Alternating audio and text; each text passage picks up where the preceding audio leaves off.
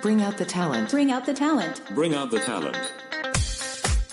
Welcome to Bring Out the Talent, a podcast featuring learning and development experts discussing innovative approaches and industry insights. Tune in to hear our talent help develop yours. Now here are your hosts, TTA's CEO and President Maria Melfa and Talent Manager Jocelyn Allen. Hello, everyone. This is Maria. Hi, we're back again. It's Jocelyn. How are you, Maria? We had a beautiful weekend this weekend. It was very nice. Did a lot of yard work. I cannot walk today. How about yourself? Same. It's amazing what pulling a weed out of a ground will do to your body. Like, I have a scratch that really stings. I'm being a wicked baby about it. But yes, my back is also quite sore. Absolutely. I'm embarrassed. The joys of aging. But and it was having really, a yard. Yes, absolutely. But it was very nice to have a 65-degree day of sunshine. That's a perfect day for me. I don't Agreed. like it. You're like me where I don't like it too hot. Agreed. I'm excited about our episode today. Let's talk about our guest. I am very excited also. It's definitely a topic that I love to talk about because I've had a lot of experience in this area. So as leaders, we wear many hats: coach, mentor, motivator, problem solver, and beyond. But one role many leaders aren't always prepared for is the role of the bad attitude modifier. Unfortunately, an employee with a toxic attitude can seriously disrupt things in the workplace. Research shows that when faced with a toxic employee, 78% of employees become less committed to their organization, especially if they're not doing anything about it.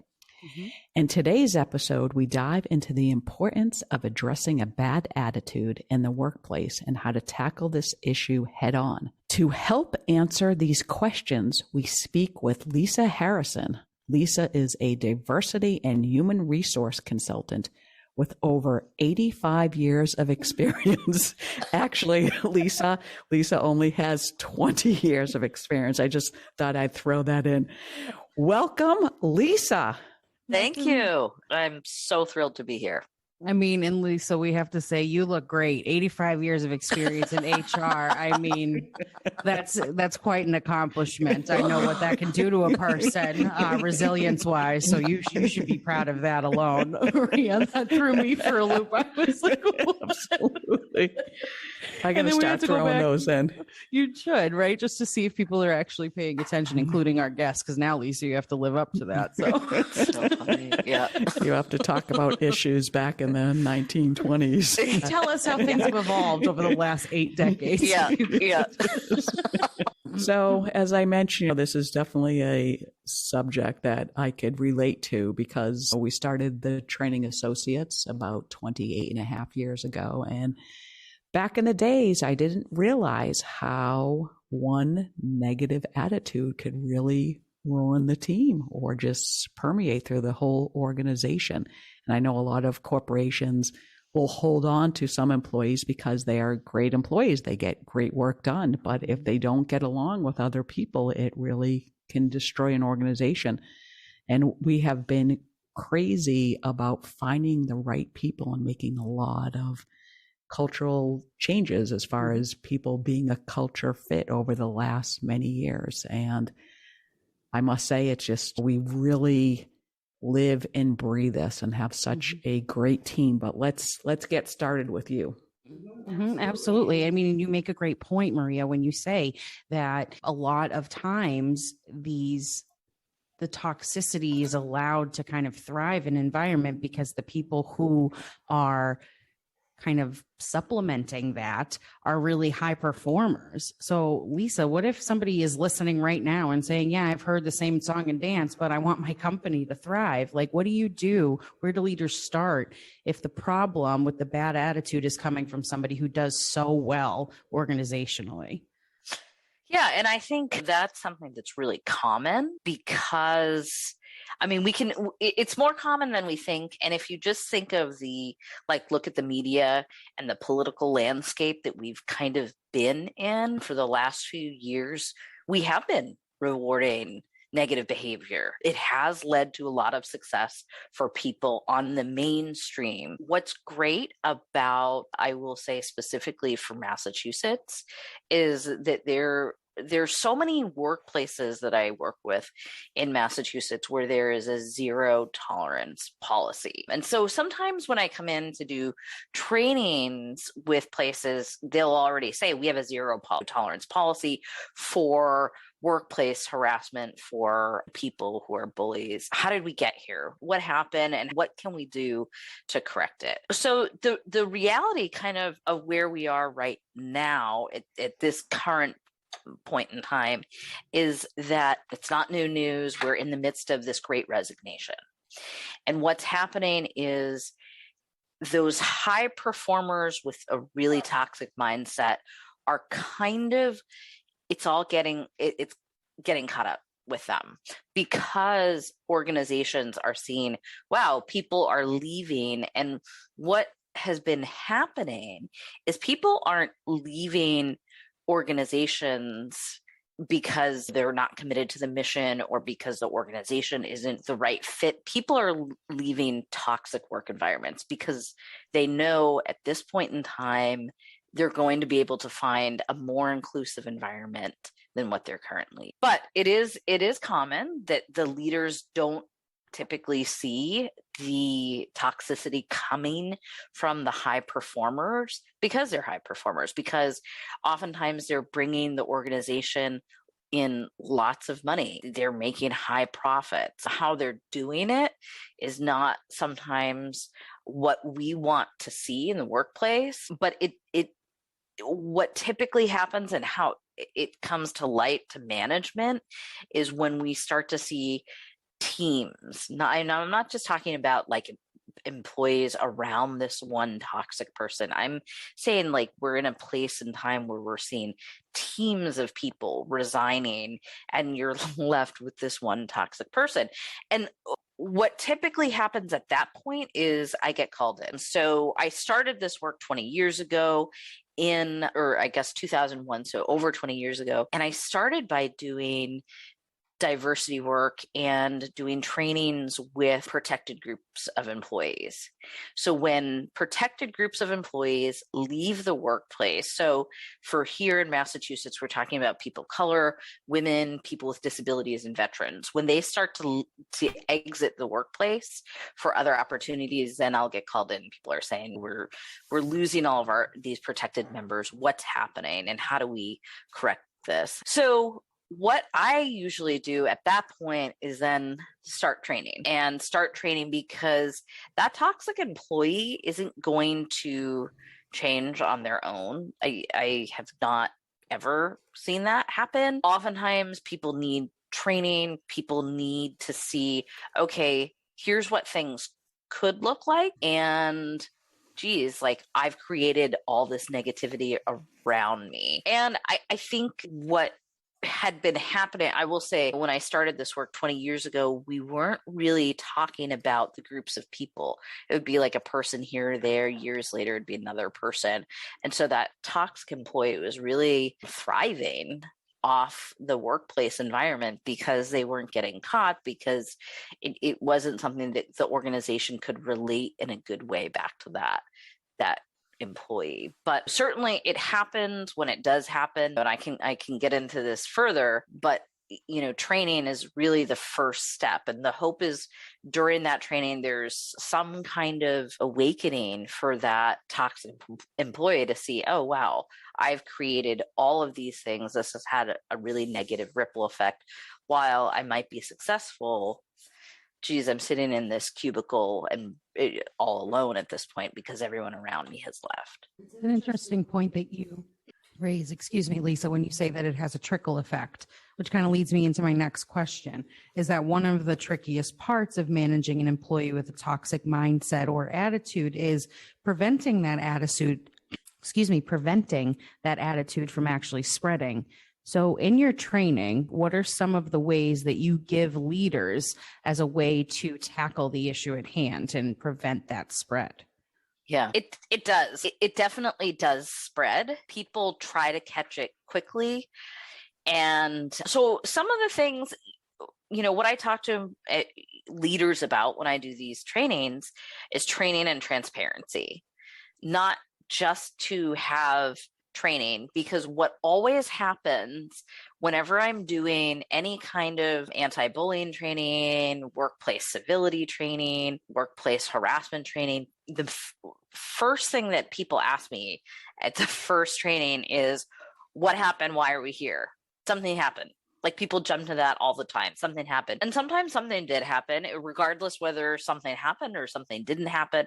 I always tell people, oh, I'm here. This is what your leadership wants. It's a great thing to do. It's a good training to have, because it's just a reminder. Some workplaces, it really is just a reminder, and there's nothing going on. But it doesn't help to say, for me as a trainer, to say like, this is happening or this isn't happening.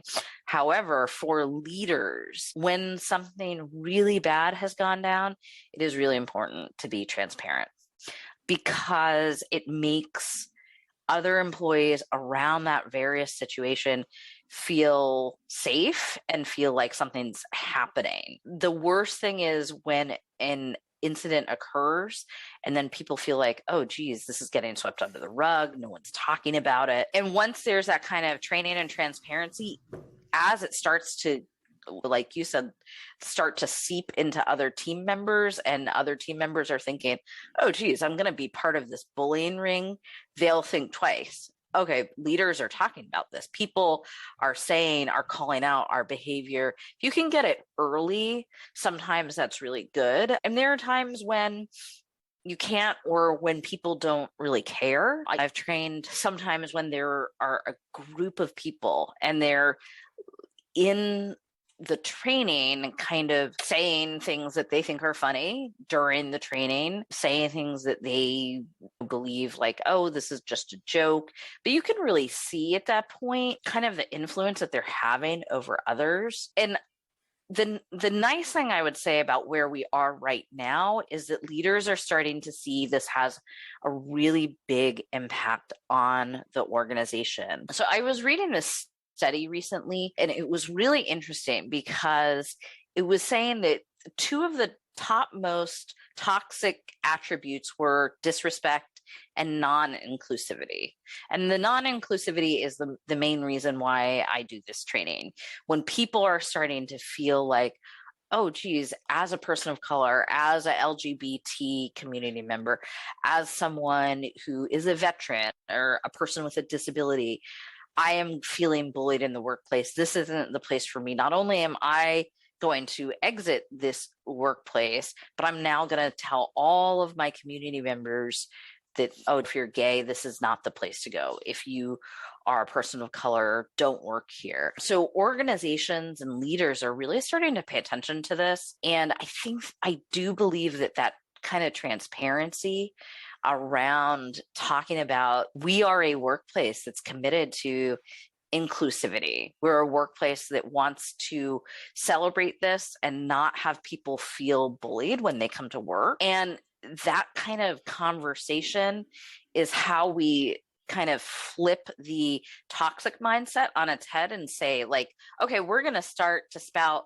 really positive, inclusive messaging to counteract this negative messaging that this one person is trying to infect throughout this group of people. So that's how I would start with training and transparency. And I do always, I try when I go into a situation to give the leaders the benefit of the doubt that they're reporting this, they're coming to me because they really want to see change, they want to see inclusivity, and they just don't have the tools to be able to get there. And so that's kind of how we start.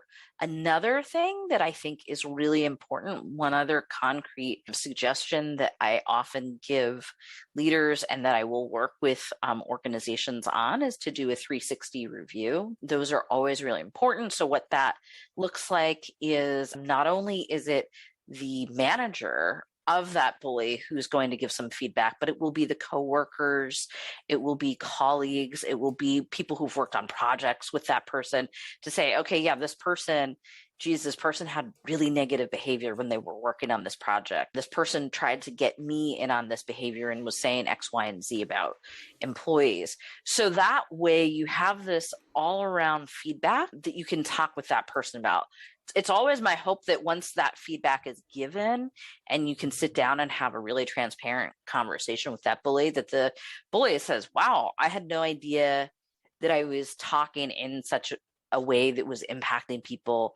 And then we work with that person to change. So that's always my hope, to be able to work with folks on switching that attitude from being really negative and toxic to, oh, geez, can't believe that happened. Like, what are some ways we can start to improve this attitude? So do you think it is possible to really coach somebody that has a bad attitude? Yeah, I do, because so there was a situation that I had where I went into an organization, and this was a director of this big organization. This was over 20 years ago. So this person has long since retired. But this person, he didn't know what he was saying, and that his actions were bullying and intimidating people. And we had, at that point in time, we had a laundry list of things that he had said and done, and sat down and talked to him, and he was floored. And I know that's surprising, because I feel like you have to have some idea if you have pages of people being like, this person said this, or this person made this inappropriate joke, or this, but he felt terrible. He felt terrible. He was like, what can I do? I really enjoy these employees. I didn't realize my sense of humor it really crossed the line. And so we worked with him. He went through 6 months of training. In addition to the training, we met with him one-on-one. We talked with him about doing some training talk back. So after his training, we had him write down what he had learned in the training. And it was incredible, like just an entirely different workplace. When I went there, I probably went like 8 months after he'd gone through all these trainings, and he was throwing an employee barbecue, and people were like, yeah, this is so different. Like, we have seen a 180 change from this person. I think for him, it was possible because he wanted to change. And there are people oftentimes that I'll work with who want to change. There are sometimes absolutely people who will say, I am aware, like I have 100% I had someone in a training once who said, I know how I am. I've worked here. And this guy had worked at this organization for 35 years. He was like, I am literally retiring in 8 weeks. I know I'm not a good person, and I'm not going to change. And so, yeah, there are absolutely times when I run into folks who, and he didn't participate in the training. He didn't want to change. Leadership, HR, they were all aware of what was going on with this person. They just kind of let him run out his 8 weeks. He retired, and that's kind of what they did. But what was really interesting is they said to me, he wasn't always like this. He kind of increasingly throughout the years got worse, and his attitude was more negative with the teams he worked, but he wasn't. There are some bullies who will literally go out of their way to bully people and to be toxic and to have a really big presence. And he wasn't like that. He wasn't good on teams.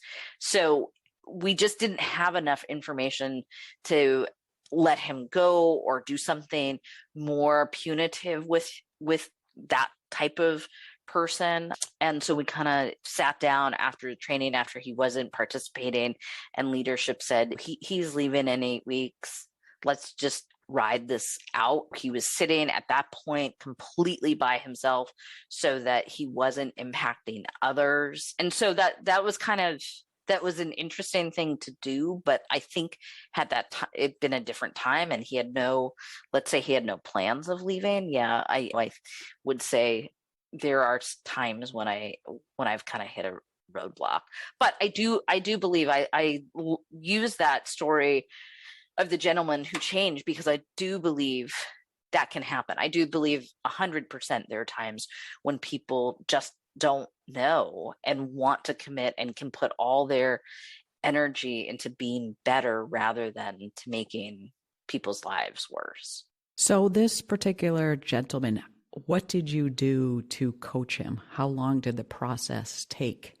Yeah, so I coached him, and I was working at the time with some other folks. We would sit down weekly with him and kind of go through, how were these trainings that you went through this week? Because of kind of the severity of some of the things that had arisen, he was only doing these trainings. We wanted him to come back to work in the right way. So aside from the trainings, he was meeting with us. But other than that, he had worked at this organization for a long time. So we could pay him to not interact with folks for those 6 months and just do, really focus on these trainings, focus on being a better manager. So we sat down, we would go through what he'd been learning. I remember at one point he did a presentation for the three of us on,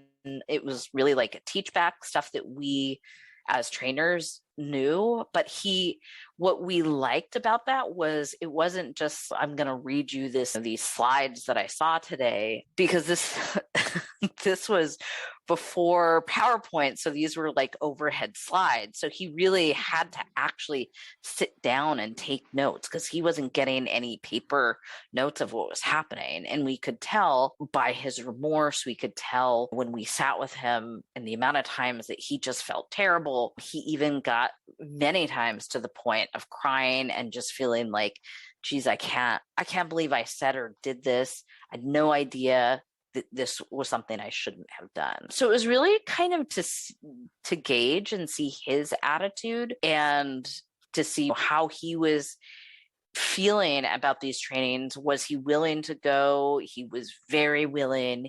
He was someone who, he just had a lot of energy. He just wasn't exhibiting it in the most appropriate way before these trainings. So it was really just to kind of see, are we able to shift this energy in a different direction? And we really were, through this presentation, through his notes, through some of the initiatives that very last month, we met with him and we were prepping him to get back to work. And we were saying, so what are some of the things, now that you've gone through this training, now that you understand, like, what are some of the things that you're going to start to do in the workplace? And he did start to do more appreciation days. And he'd been with a group of different directors, and no other directors in this group had been doing that. So he himself started to come up with ideas that were really innovative and really showed, okay, not only did I go to this training, but I'm synthesizing what I've learned in a way to make a positive environment.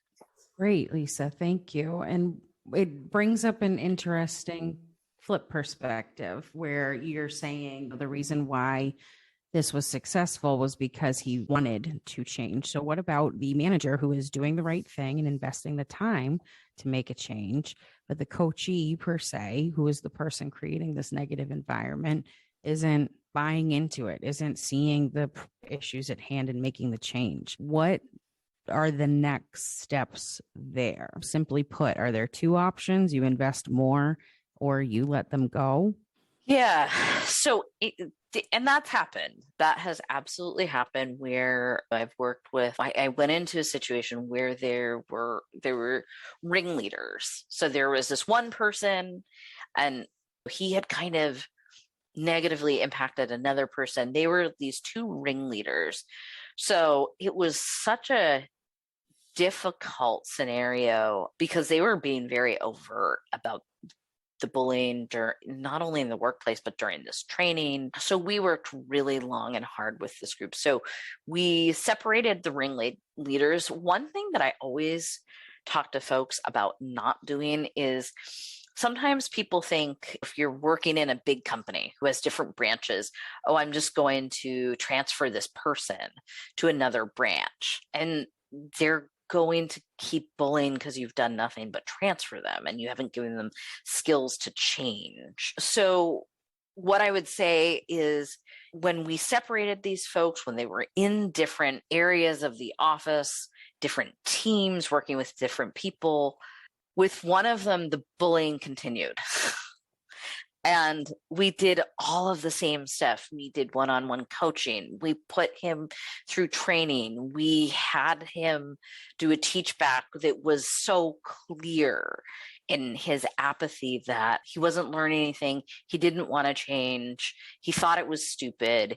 He just was like, really, it was such a nuisance for him to go through the things we wanted him to go through. So we did 6 months of this. He didn't change.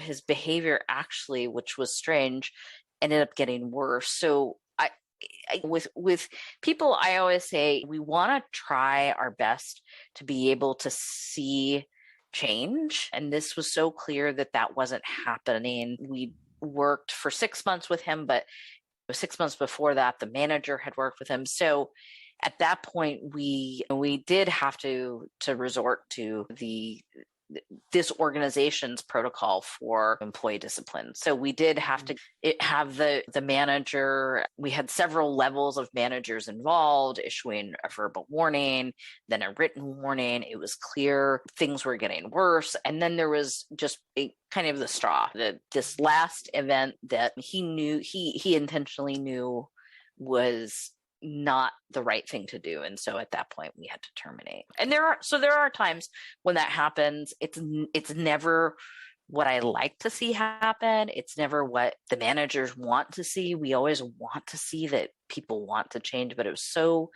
clear that he wasn't. And I mean, that he wasn't going to change. And in that situation, when I visited 6 months later after he was gone, it was as people were like walking on clouds. Like there was a relief. People could breathe again. He had created a place where people were really, really fearful. And so, I mean, that's positive. Again, it's never what we'd like to see happen, but it was positive that saved an office of 150 people from a lot of fear, anxiety, stress, because bullying in the workplace has just terrible mental health and physical health impacts on the workplace. And so to see like, geez, people were like friendly, doing various normal workplace things with each other, going out to lunch, taking walks. We could see the mental health effects it had when this person left. So that part was really positive because we wanted to retain the rest of the workforce. Why did the company wait 6 months? Yeah. So a lot of times I work with a lot of unions. And when you're working with a lot of unions, especially I will say in Massachusetts, you have to go through certain union regulations. That person had a union representative involved, and it slows the process down.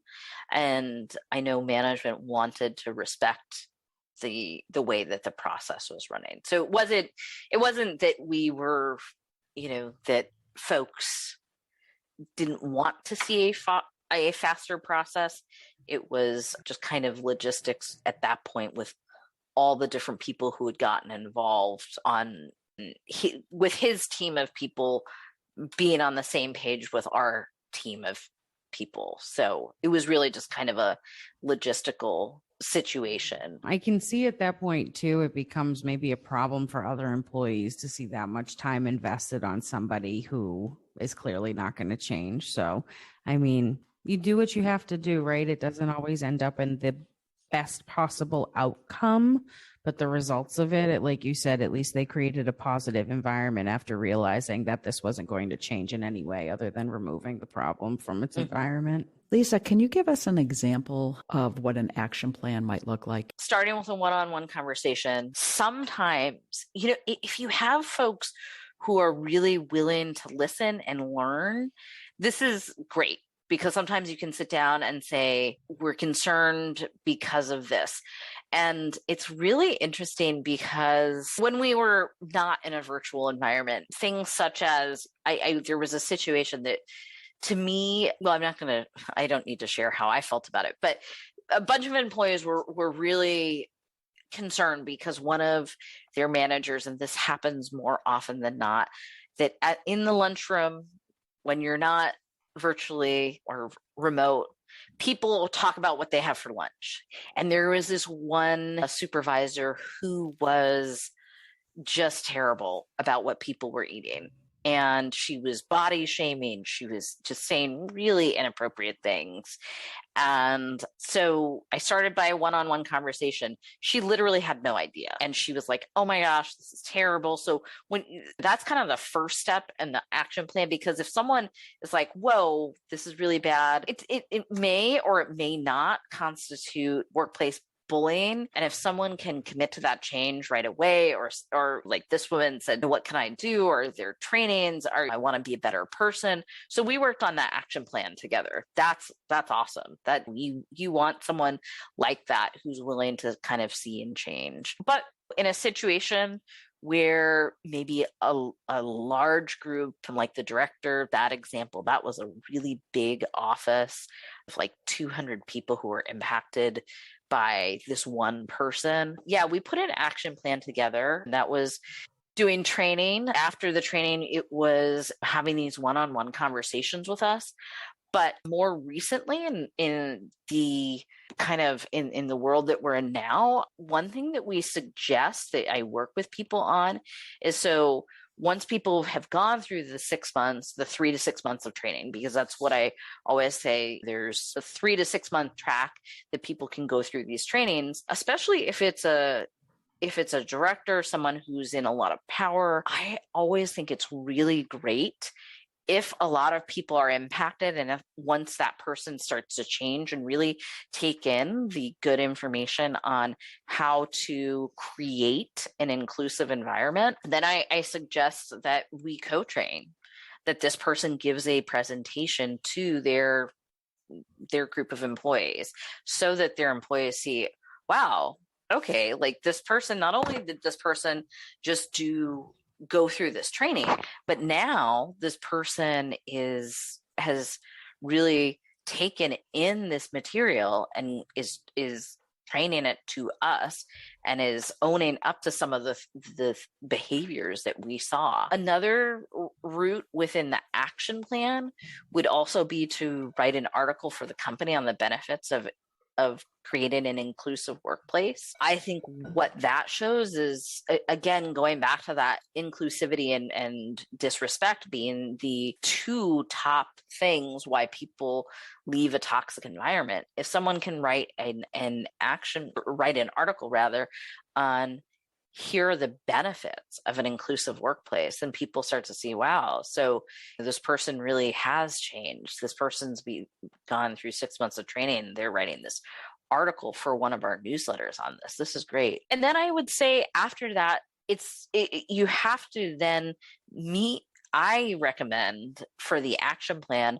to meet with that person quarterly and just check in, and then to do that for the next 3 years, because you don't want that person to have gone through that training and then to slip back into negative behavior. And also, as part of the action plan, transparency and honest feedback from not only the supervisor, but the person who that director might be supervising, and to see, okay, over time, how does this action plan work over time, whether I'm working one-on-one with someone or creating a strategic plan. I always have these quarterly implementation performance reviews. So kind of like key performance indicators.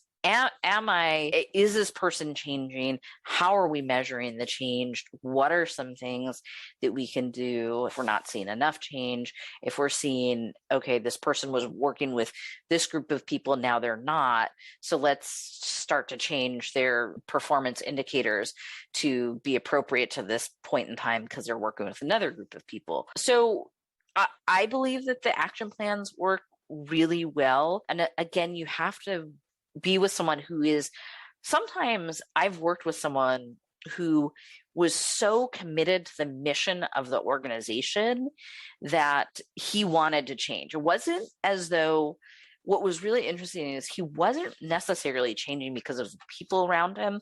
He was changing because of what the organization did and the benefits that the organization was giving to the greater community. And it's fine because either way, we saw a huge behavior change, but definitely action plans are I think are really effective, but you really need that person to be on board. Lisa, you've shared a lot of insight today, so thank you. I think to wrap it all up, what are some tips that you could share with our listeners who want to stay one step ahead of this issue? Are there any preventative actions that can be taken to ensure a positive workplace culture?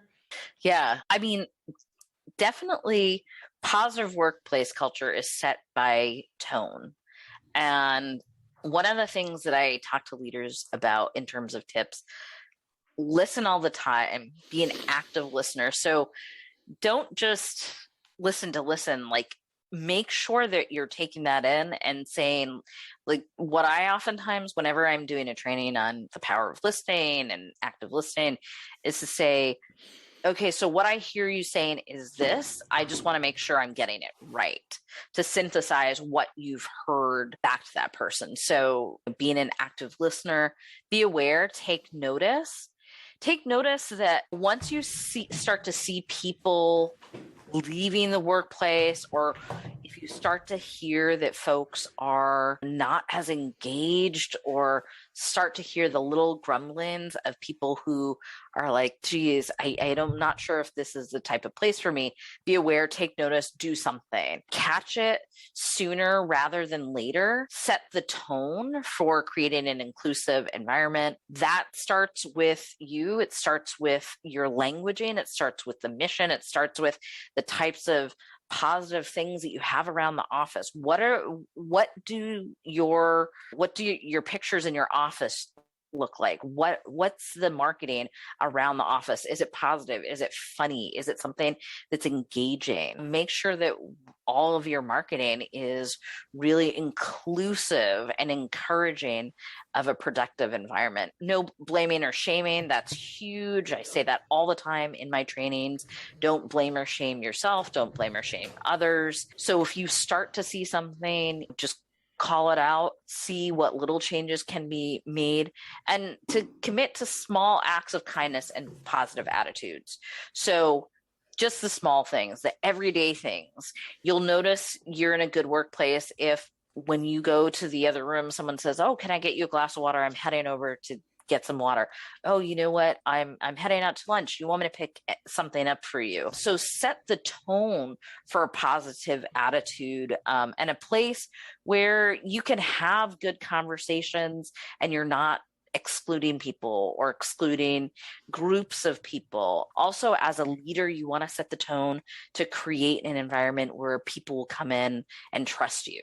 So when something does go awry, you want to make sure that you can be the person they come to, that they can talk to you. Know when to shift and change towards a more positive attitude, and always err on the side of caution. So as a leader, you want to keep it positive, but you also want to keep it professional.